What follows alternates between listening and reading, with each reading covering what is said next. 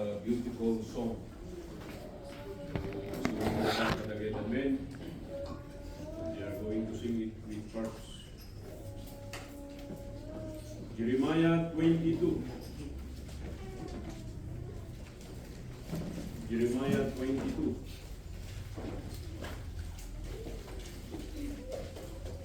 Sa ibasa, ito yung 13 verses, 22. So the text tayo tatang aksaka. Okay, so beginning verse 1, let us read it all together. Go. Thus saith the Lord, go down to the house of the king of Judah and speak there his word.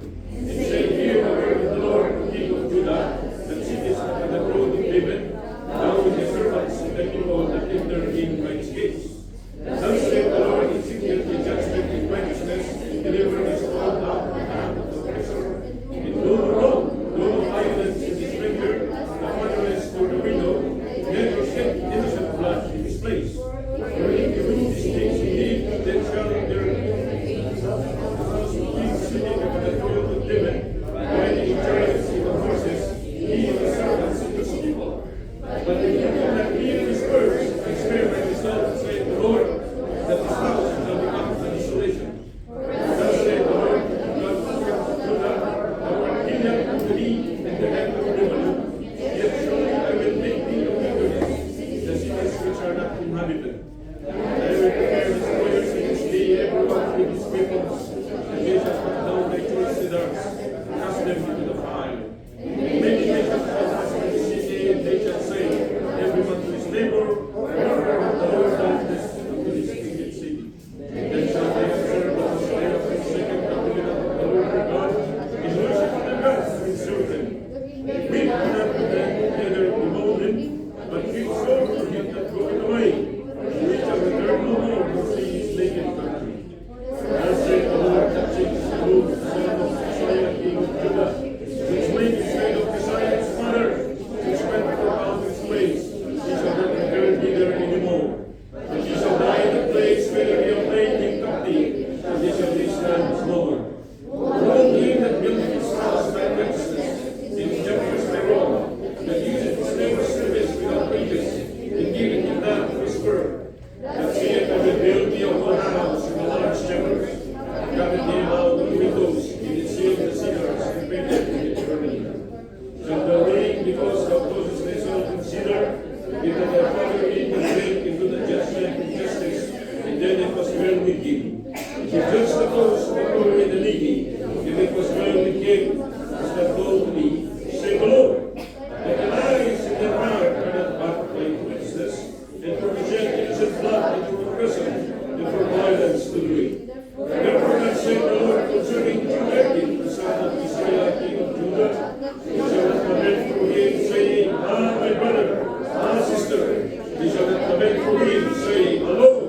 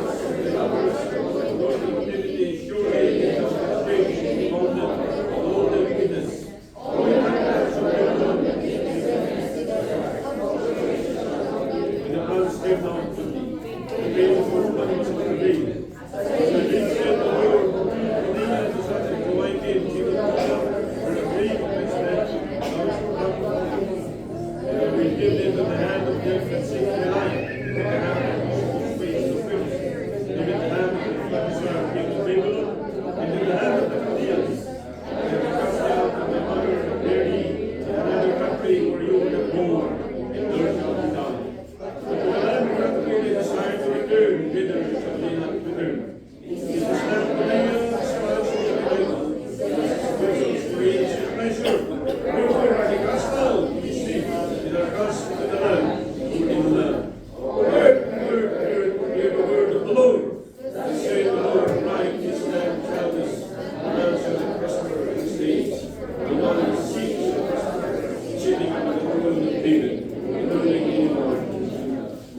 bless the reading of His words.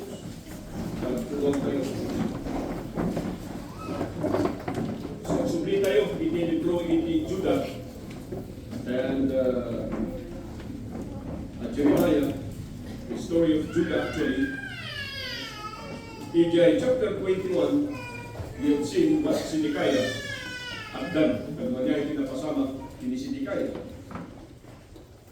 Before kini Sidikaya, at ada nagipila itanong ang ari na ni Paganito. Ada nita ni Shalom, ada nita ni Joachim, santo ada ni Honeya o Jekonia o ni Joachim. So talo nga ari nga ninaganan iti daytoy, pagpunada nga nagapuda kini Josiah. So today I'd like to preach a message I entitled Duties and Destinies. Duties and Destinies. Talo nga ba nagnantay makita dito? The command, the commendation, the confirmation. But before we proceed, kaya kung tayo review, no si Asino na dito'y na kasasaon iti Diyos, babalan iti propeta na ni Jeremiah. So the 13th king that ruled in the land of Judah was none other than Hezekiah. Kat ni Hezekiah nagkaroon isuna iti anak who happens to be the most wicked and the most evil, and his name is Manasseh. So ni Manasseh nga dito'y, he is the longest to rule among all the kings. He ruled for 55 years. Kantay na pagdadala ni libro iti Kings and libro iti Chronicles, that he turned to God in the 52nd year of his rule. So that the last 3 years of his reign, he became a believer. So nakalkaldaan gagayang kinapsat nga kalpasan. Nagyayda almost half a century or more than half a century that he became evil, ijay mautpuni nga rin na at nagbalik isuna nga naman. For that reason gagayang kinapsat, hanata nga napukaw iti pungtot niya ko Diyos kada ito'y mga leaders. So nagkaroon isuna iti anak na tinaganap ni Amon. Okay? So dito'y gagawin kapsat katantay mapagadalan nga ni Amon kat may isang evil king. Kada ito'y dahil tinag-rule. But God is so gracious because hana na palubos, may kan iti tsansa iti detoy na southern tribe or the tribe of Judah, na may kan iti kundaway nga tsupling ni Apolis. Ngayon iti kapsat, sinublat nga ari awan sa bali kung saan nga ni Josiah. Kaya pa man ni Josiah, kaya ni Josiah, magkakita, awang kayo di kalmanan. Padang hindi kalman, napagkat niya Judah. Dito yung kiari na itinaganap at Josiah. He was 8 years old when he was installed because his father was assassinated by his very servant. Isu iti pinatakder ni Hilkiah. So napagadalan tayo ni Hilkiah at may isa kanagay na kapututan ni Joshua. Isu iti high priest during that time that pinili na kataon sa bali no saan nga ni Josiah yang idolo 8 years old. Kami iti prophetess during that time was a woman named Huldah. So maragit nyo na gito, yung libro itari kung nagawag na kayo. And if you are a gospel class teacher, At mga malipatan na ito nga istorya no basahan na ito. Kat ni Josiah nga dito adda iti anak na. Kat na-mention dito itinagan ka ni Shalom. May ka dito Shalom. Ito iti Shalom. Isu itilas nga anak ng isu iti tinmakder nga nagsukat kini Josiah, because Josiah died when he fought against Pharaoh Necho of Egypt. Ni Pharaoh Necho nga dito mapan makibubat kadagayda Assyrians. Ngem kini Josiah lumabas gamin ni Pharaoh Necho ijay Israel or ijay Judah. Kat ipagarup ni Josiah kat isu iti maraot. Ngem kuna ni Pharaoh Necho idaytoy nagubat ket saan nga sika iti kayat kung agubatan dayta sa bali nga bangir. Ngem ni Josiah impilit na nga makilaban ket adda iti iti maysa nga archer nga nangtama kini Josiah. He was wounded and he died. Remember that story? Isu nga dinatay isu na jay inaudi nga anak na itinaga na ket Shalom, who is called in other name as Jehoahaz. There are two Jehoahaz, and do not be confused. Because the other Jehoahaz, isu iti evil king, iti northern kingdom, iti Israel.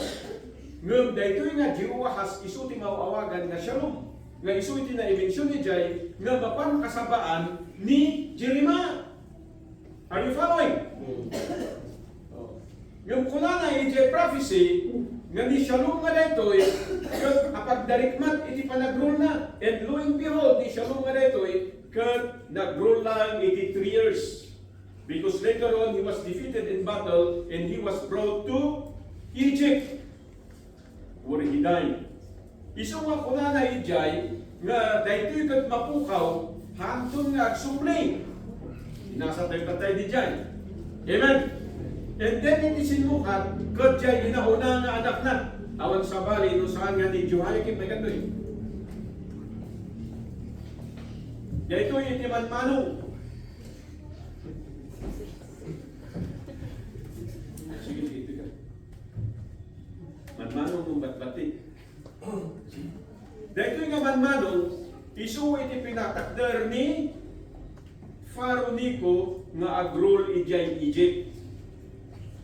Kabasal state na dito eh. Inabak na galong ni Josiah. Nawatan niyo? Naabak ni Josiah, awanan ti aglid, and then ni Shalom kat natay, isuwa ikipinili na nga mangilid ni Jehoiakim. Matarusan niyo.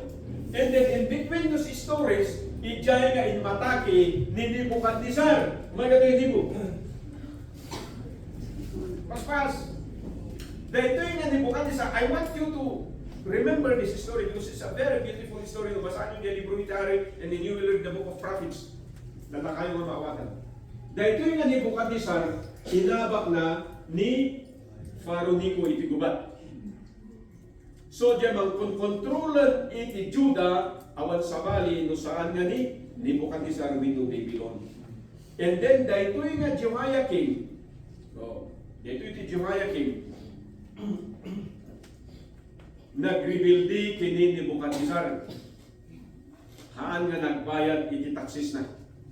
Isudya iti gapu nga ni rey ni Nebuchadnezzar iti Judah ket ijay nga damo nga naala ni Daniel. Okay? Tajay third nga nang rida na idi nagrule awan sa bali no saan nga anak ni Jehoiakim awan sa bali no saan nga nagatoy ni Coniah wino ni Jeconiah wino ni Jehoiachin. Dahitoy itinagrul instead of his father tinang ikarga dita ket ni Nebuchadnezzar. Okay. Hanga dagat ang tao tinagpilpili no diket jay ruling king or the ruling empire. Isutin patakder da ni daytoy nga Jehoiachin. Ngem ni Jehoiachin manen nga daytoy like his father ket nag-rebuild din kini Nebuchadnezzar, isu nga ijay manen nga nag-reign ni Nebuchadnezzar inala na ni Ezekiel. Matarusan nyo? Isu daytoy ket tiniliw ni Nebuchadnezzar datoy inpana ijay Babylon. Isunga kunana di binasa tayo tatay ijay nga matay kat saan nga may kali. Saan nga marespeto, saan nga maibantay. Di kunana jay mayari iti may isang animal nga natay kat kinan iti bilit. Kasya iti nagbanagan iti bangkay dagitoy from the line of kings.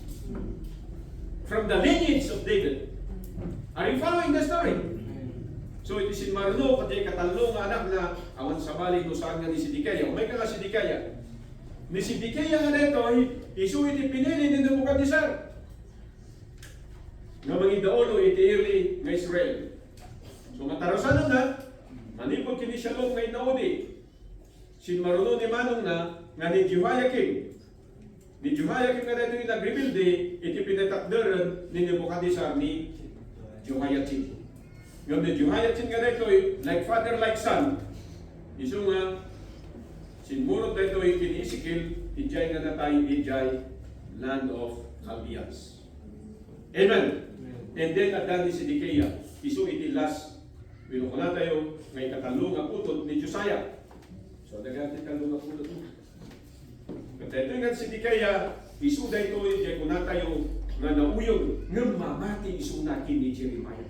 Dagitoy natalo nga ari nga dagitoy awan ni pamati nakin ni Jeremiah ngem gaputan ni Sidikaya ket under iti control iti Nebuchadnezzar half-hearted isuna. Handa nga mo nusurot na and then nagaduda iti nga false prophets nga may magbaga kanya na hang kadi nga agpaiso ti magbagan ni Nebuchadnezzar. Ay hang agpaiso ti magbagan ni Jeremiah. Remember that story?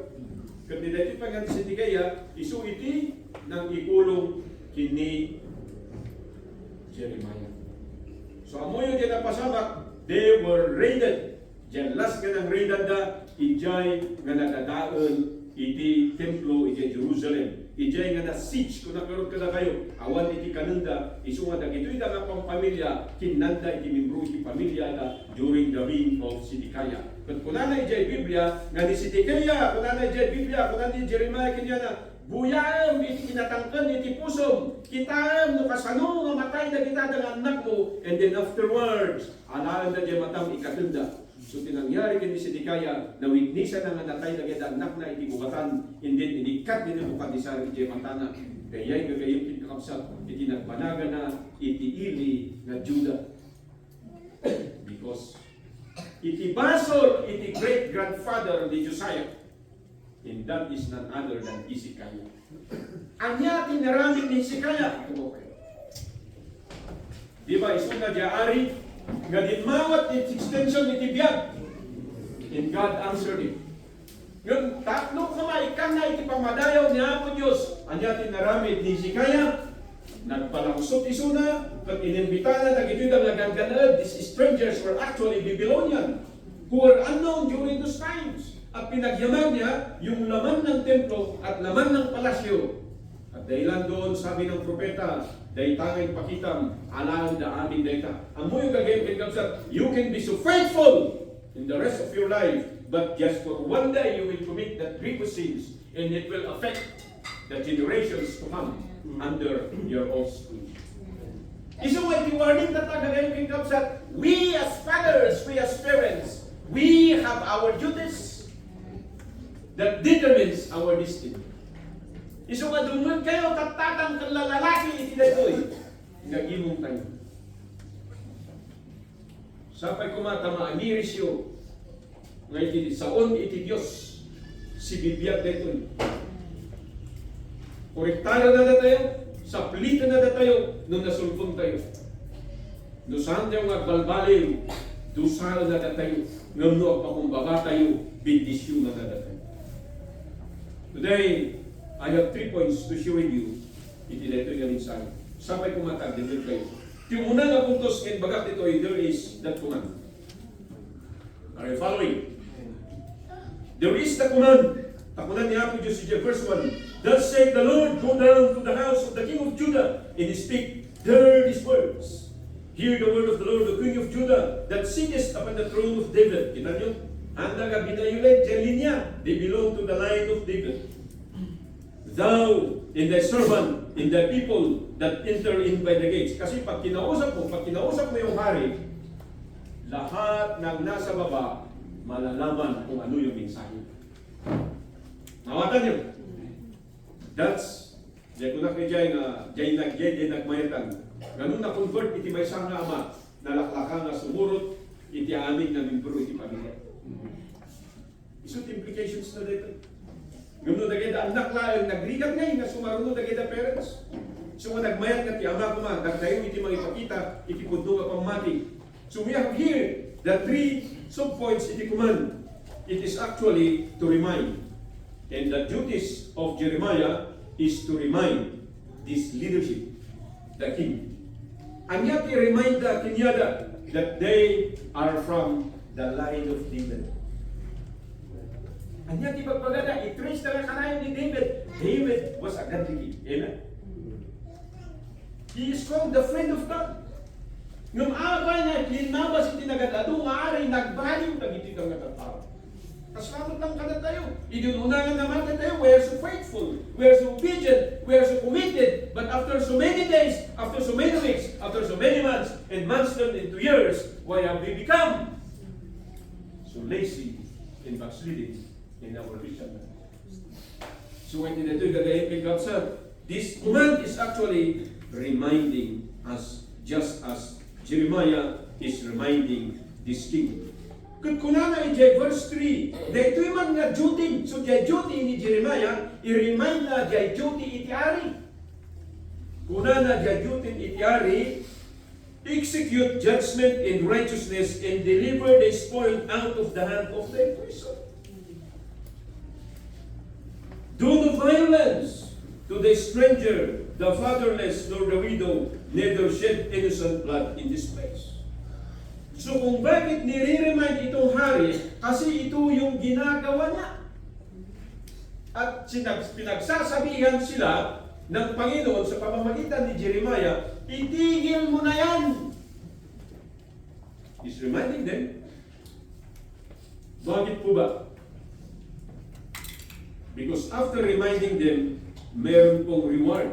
At yung reward na binanggit dito under the command is, no, kita nyo niya binasa tatay gagayin kay kausap. Sabi rito, kunana niya verse 4, for if you do these things indeed, no, so katang na tangar aramido, do not oppress. Hindi pwede kunana dyan, tulungan dagito yung widows, dagito yung fatherless. You care for them and execute righteousness in judgment. No aramidum deka, kunana dyan, if you do this thing, then shall there enter in by the gates of this house, king sitting upon the throne of David. At patpatuloy iti kapututan nga mangidaulo iti daytoy nga pagarian. Amen! A perpetual leadership. In what anymore?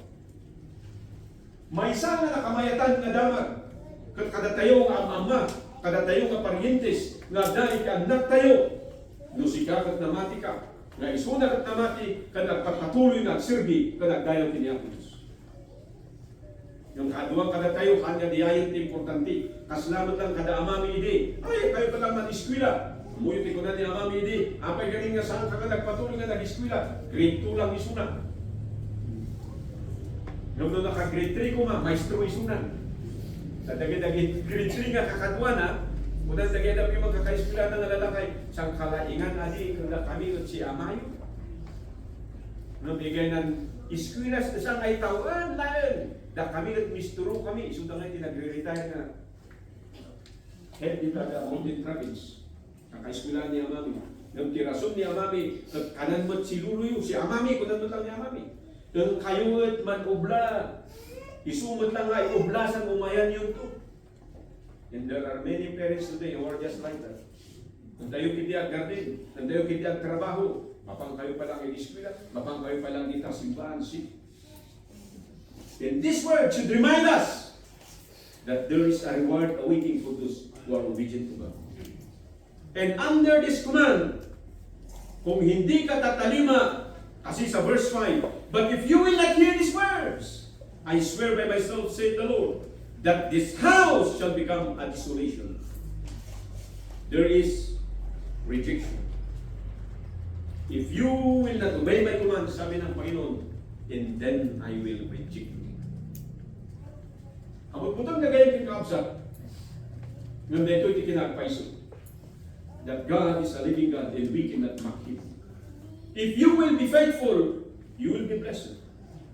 But if you will be disobedient, there is a consequence, and that is rejection from God.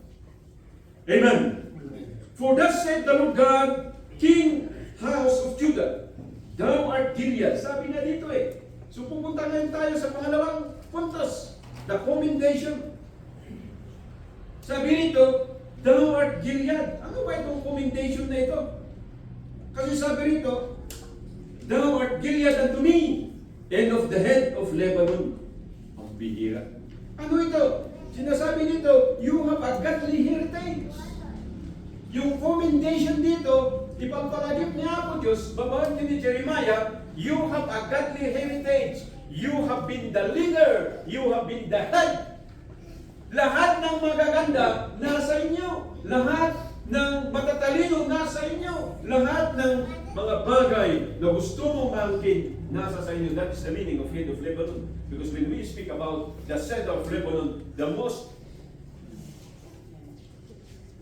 expensive tree or wood in the world is the cedar of Lebanon. It can last up to 300 years before it started to age or rot. Ganun katindi yung cedar of Lebanon. Kaya yun ang ginawa nila na kagamitan sa pag-build ng templo. Pag sinasabi ditong you are the head of Lebanon, you are the most beautiful. You have a godly heritage. Kung yung gagawin ka kapsat, nagmayat tayo nga damag, di bagalakin ka, oy! Namati gayam damang kaninam, namati gayam iti pamilya, apay nga sikap at kastata. And this should remind us parents to confront and to rebuke our children if they are becoming unruly and unfaithful before God.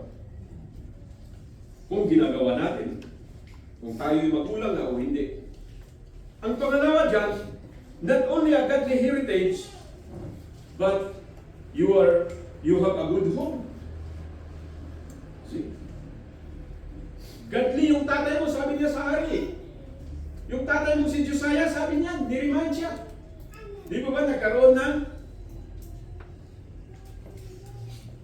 actually dito ng comparison. Yung tatay mo, hindi niya inoppress yung mga mahihirap. Hindi niya pinahirapan yung mga widows at yung mga fatherless.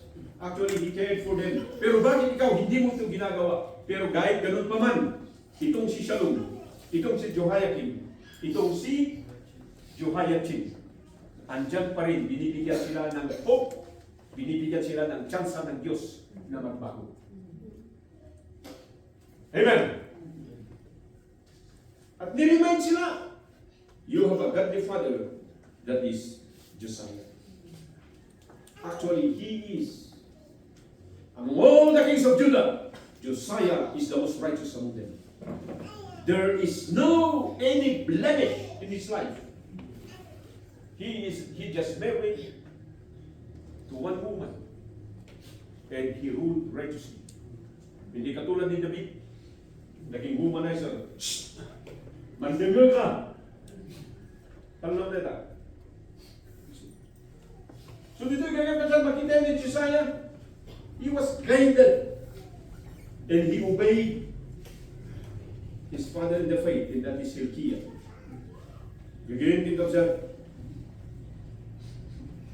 All we need today na kayo mag-ubing is a good home. Hindi ta kung iti karalag yung pinako Diyos. Ngayon kanya po Diyos na kayo, iti may sana na saya at nga balay. May sana na saya at nga pamilya.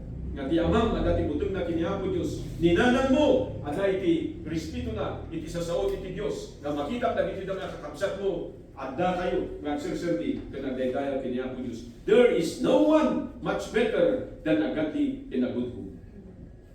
Amen. Yung kapsat. Aside from this godly heritage and a good home, he was commended for a great hope. Anya, the great hope na i-mention there tatay, verse 4. At dahil tinamnamam, Ngano agbalbalyo ka, agpatuloy, itiari, nga magapu, iti kapututam, sanda kayong tupay man nga masukatan. Amen? Remember iti may isang ari who happens to be a woman, and that is Athaliah, who inserted herself. Kaputa, iti pilit na, iti mga classic political leaders sa ito na. They want to preserve their office na, and they will do anything, even the most wicked, just to remain in the throne. And Athaliah was one of them. Pero she is not a born Jew. Nung kapay nga nangyari di yan, i-remind niya ako Diyos gagayin kinkapsa, nung saan nga agbaliw, lumagyan tayo. Kung saan tayo nga agbaliw, kung saan tayo nga dingig, at dahil sa baliw na magsupatan. Amen. Kasi problema tayo madumulag eh. Ulay siya. Diba, sabi ng Biblia, you made the home but you will not live in there. You marry a wife but you will not sleep with her. You can raise a lot of children but they are not your own. What a shame! Pero hindi tayo nakikinig. Kung nangyari yan sa mga taong naniniwala sa Diyos, how much more sa atin? Yung sinasabi natin, nananampalataya tayo sa atin. So when it comes up, there is what we call a great hope. Kung dito, kakapsat kong gagayin, mapalin, no umay ka na tayo. At dahil tinamnaman na, yung datayo ko mga parents, datayo mga lalaki, datayo mga lalakay nito'y, kat ipatas na tayo, ipamati tayo. And there's a great hope na nagito'y na kapamilyahan tayo, they will become as faithful as they could be. Pero hindi urong-sulong tayo eh. O ganyan kinkapsat, sideline for us to see what is real in what is not. And then last point, the confirmation. Ito na. Nakakatakot. Kasi sabi rito,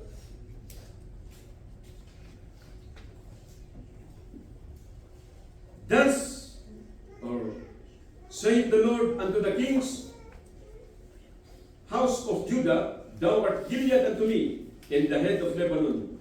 Yet surely I will make thee a wilderness. Pinakamaganda, kumbaga sa parke, dinarayo ng mga tao, hindi nawawalan ng bisita.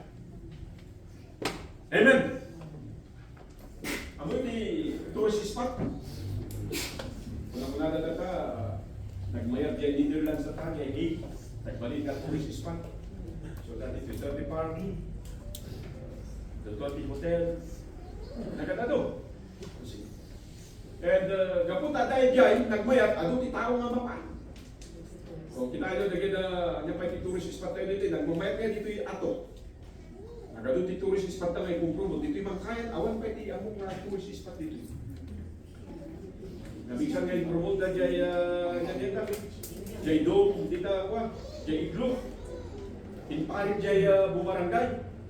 Nadala mo nga, maging kaman na kumati dyan. Ada jay gamitin ko mga hanggang intro. Hindi tao dito eh. Ay paspasar dengan na Pilipinas. So anya tinamnama iti mangkaya. Wala ti dadto mga ini mas asinsudan. Kasi gagayin din kapsat kunana dito eh. Di kunana dito yung Biblia, thou art Gilead unto me in the head of Lebanon. Pero itong confirmation, I will make the wilderness cities which are not inhabited. So ano ito? I will make thee a desolation. Ibig sabihin ng desolation, uninhabited. Ito ang nangyari sa church na Spurgeon. Kaya kayo mga ka-Spurgeon, i-research nyo kung anong nangyari sa church niya. It became a museum. The Metropolitan Tabernacle. Hindi po nagpatuloy yun. It became a museum. Yan is marka, nalay ni Spurgeon, nag-uulag na ganda English na. He is called the Prince of Preachers. Pero bakit? Naging desolate yung simbahan nila. Why? The Bible speaks about it. O anong mangyayari. So, ang mo yung gagawin kintabsa, dito yung simbahan tayo, ang exist na. Ado ti mga ibaga ay mapantayo siya ang simbahan ni hindi ko nga dito simbahan. Simbahan ni nalalay. Dito ang lalay. Simbahan ni committed. Simbahan ni faithful. Pero darating yung panahon sasabihin nila, oh bakit bakantiyan, bakit walang nagsisimba? It becomes a desolation. Dudugtag ta siya. Sa lutsudak man na dito, harong tumanan nga mo. Sika, Justin. Kaya ayaw di panunod mo. Desolation sa mo, diyan na panunod mo. It can happen. There are many churches. Di Amerika tata, monthly. May isa nga simbahan, Baptist Church, may ilaklako. Anya ti manggatgatang mga Muslims. Hanggang Amerika, even Europe, awan ti mapan makigimo. Katundunod na sistema na iti kakapsat tayo kay Jay Gamin. Awan ti ubing na umunod kay simbahan. Babakit ka lalakay ka. Awanan na kay dalalakay, awanan ti agimo. And nung natay ko dagay dalalakay, bakanti kay simbahan, iso kayo na ako na. Dito iti gapo na kapsat, iso agkursigita iti gospel class. Agkursigita iti Bible study. And yet we do not want to join. We do not want to be involved. Anong sabi niyan? You will become a wilderness. Sabi nito, a place uninhabited. Ano pa yung pangalawa? Under confirmation. There is defeat. Kasi sabi nito And many nations shall pass to the city, and will say every man to his neighbor, wherefore hath the Lord done this unto this great city? Then they shall answer, because they have forsaken the covenant of the Lord their God, and worship other gods. Sinasabi mo na mananampalataya ka, pero hindi ka pumapasok sa church, hindi ka na-involved sa ministry, it is because you are a worshiper of other gods. And that God, and one of that God, is no one and nothing but yourself. We worship ourselves so much na panuga, makaturo-turo ka, isong kapay. And for that reason, we are worshiping other gods. You do not accept it. Why? Because it is just like pride. You have it, but you do not see it. It is like what? Yung lesson natin sa Sunday school. You are deceived, and yet you still claim that you are not. When you do not make yourself available in the service of the Lord, we become worshippers of other gods. Or we neglect that covenant. Ano yung covenant? Lord and servants. Amen? Neglect yun. So dito yung gagawin kinkabsat, under dito yung defeat. Kaya ito mo, makita tayo sa marunod dito kung nanda dito Weep ye not for the dead, neither bemoan him, but weep sore for him that goeth away, he shall return no more. Ito yung sinasabi ko sa inyo. Sino ito? Si Shalom. Huwag niyo siyang iyakan. Mawawala siya. And true enough, hindi pa nangyari ito. Nung nangyari nga, naraman nila. Sandali lang siya nag-rule. Nawala lang. 3 years. Hindi na bumalik. For thus said the Lord, touching Shalom, the son of Josiah, king of Judah, which reigned instead of Josiah his father, which went forth out of his place, he shall not return thither anymore. Nakalkal na ang gagawin kinkabsat. Ito yung kanang ko, magbaga ka na kayo. Ano na kayo na membro na may race na dito church, matrain na dito church, ma-develop na dito church, mature na dito church, but when they move away, they no longer return.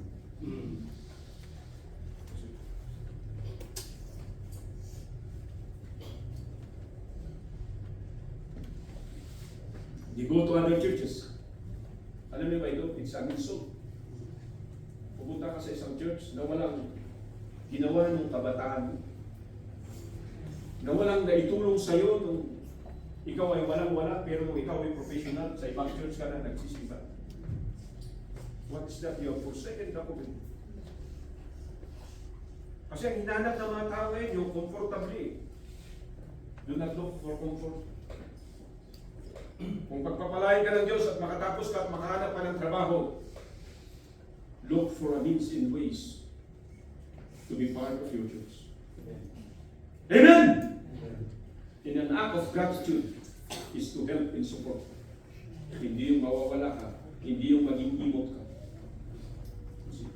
Kasi dito yung confirmation, umay iti-defeat. Nga isulti na pasama kini Shalom. Isumot lang, takunan na yung verse 1. But he shall die in the place whither they have led him captive, and he shall see this land no more.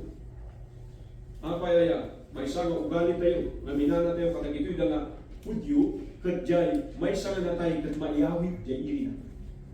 Amen? Kat ijay nga may punpun, ijay nga may bantay, ijay nga may igili. And that is a great respect. Amen? Pero sabi niya, wag! Hindi yan nangyayari sa inyo, bagay mawawala siya. At yung sumarunod dito in verse 13, woe unto him that builded his house by unrighteousness, and his chambers by wrong. Ito na, itong si Jehoiakim naman na pumalik. Alam niyo, nagbalik pa yung kantsaw na ito, I do not have time to read it, but if you will read it, up until verse 23, pinagyayayabang nitong Jehoiakim, makinig kayo, inuyaw na pa'y kiamana nga ni Josiah. Payaya, dahito yung marami, isang nga na-improve, siya tinang-improve. Kunan ni Jehoiakim. Yung kunan ni Jeremiah, gapot at inununan ni Amam, jay pagaryat ni Tiago, jay simbahan ni Tiago, jay ministry tinununan na, sika, jay bagim tinununan. And you develop your home, you develop your house, you develop your life out of the effort of others. Di ba nakakahiya yun? Pero hindi, wala nang hiya itong si Jehoiakim. Kinasgastog na pa eh. Ni amak ka, nangakuha siya lang tinangarami dito eh. And be very careful. Mga kaibigan, pag dumating yung yabang sa atin, sasabihin ko, walang makakapigil yan, ang salita lang ng Diyos. Kaya maraming mayayabang ngayon na hindi na pumapasok sa simbahan. Bakit? Ayaw nilang makonsensya eh. Ayaw nilang ma-review eh. Ay sabi dito, that I say it, I will build me a white house in a large chamber, and cut it in windows, and it is sealed with cedar and painted with vermilion. Shalt thou reign because thou doest thyself a sinner? Did not thy father eat and drink in good judgment and justice? Then it was well with him. Sabi ni Jeremiah, hindi ba yung tatay mo? Hindi niya inuna yung bahay mo? Hindi niya inuna yung bahay ninyo? Pero ano ginawa niya? Inuna niya yung pagsilbi. Sapat na sa kanya yung kumain at makainom siya sa araw-araw. And he did justice and righteousness. So, makita nyo gagawin ko siya. Noon niya, iti valuable niya sight niya ako Diyos. Saan nga niya tapos masinsuti biyan tayo, nudi kat makita na nga itong gamay sa kada tayo, at sirservi tayo kinkwa na itikin na ito. Other than that defeat, and the last under the confirmation is death. Sabi ko sa inyo kanina, death that is unlamented. Napakahirap nun. Have you read the news recently? Na yung nag-selfie ng mga pamilya na pupunta sa London coming from India, that he died in the plane crash. They are recognizable. Ano nga may batunan, ano nga may lasinan, dumog kayo. Gininayaw in Isaiah 44. I've attended them. One is in Maribik, one is in Baku. Kapag ko pinasya kageta, and Muslim ako nang nagitida na nakakita, they are unrecognizable. Why? Because they did not just die when they were shot by bullet. They were brutally mutilated. Ganyan katindi! Ginawa ng mga Muslim na ito, mga kababayan natin na membro ng SAFO. Jamaaranit, ititao nga harang nga daydayaw tiniyapo Diyos. Inyat ganito ang mangyayari. Yung kasiguraduhan ng kamatayan, ng katalunan, at ng kapabayaan. Tatlong bagay na ikinonfirm ni Jeremiah dito. Sabi niya, you will die, and nobody will lament. Unlike your father, for in the whole nation, and even the rest of the countries, lamented for him. Kung basahin mo yung influensya ni Josiah, even Egypt lamented his death. Yung dito'y gagayon kay Kapsat, gaputahan nyo kahit kadungag. Kung ano dito'y. This will become your destiny. Because you have neglected your duties, this becomes your destiny. And you will be unworthy. Sabi kasi sa verse 19, and he shall be buried with the burial of an ass, thrown and cast beyond the gates of Jerusalem. Hindi ka na may lilibing. Doon ka sa basurahan ng mga hayop. Yun ang magiging libingan. Nakakatakot, nakakaldaan. Awan ti Espiritu. Yet for just one thing, when you neglect your duties, then these destinies which are so negative will happen. No, nagito'y dangaari na pasama kinyada, how much more ka na tayo mga ordinary mga tao. Kung ito problema gagayin kayo sa, we do not believe in duties. We do not believe in obligation. We do not believe in responsibilities. In fact, karamihan sa mga believers ngayon, they do not have accountability. Pero itong sinasabi ng Bible, as I end and conclude this message. Sabi kasi dito, earth, hear the word of the Lord. Maging witness ka, ang mundong ito ay maging witness. Thus saith the Lord, write ye this man, childless. A man shall not prosper in his days, for no man of his seed shall prosper. Sabi niya kay Jeponiah, nangyari talaga ito. Kasi hindi niya nakita, kahit mali na yung sinusundan niya, nagpatuloy pa rin siya, yung nangyari sa kanya, naging childish siya. Walang sumunod na nagmana sa kanyang tuwa. Bilang isang ama, bilang isang magulang, ayaw natin na mangyari. It's high time for us to see the word of God, that there is these duties that determines our destiny. Tumakdat na amin. Maminsan man yan ako Diyos, at dato'y kami tatangan sa pagpakasin, agrobab, itimatan, sapay kumata sa kalagipan kami, ikilay ko rin yung isa. May papan ititanlo nga putot, di Diyos ako. Pagkasin mga Diyos, pasaan nga agbalin nga disulay, itibalbalay, ng ruma, isimbahan, pagkasamat, itipaman. Saan ba umay, iti panakaabak, iti biyak itong bagmays. Panakalugi iti negosyo, panakalugi iti trabaho, panakalugi, haling iti daman natin. Dawatan niya ako Diyos, nagservila iti nakarit ka na kami, akas parientes nagtatang kata, like talk to the Father. You have to reduce that will determine your destiny. Kanya hindi may kararag mo kiniyapos. Mabalin na makikita na ito dandak mo kung kasi natin panakita mo sa handang ang panig.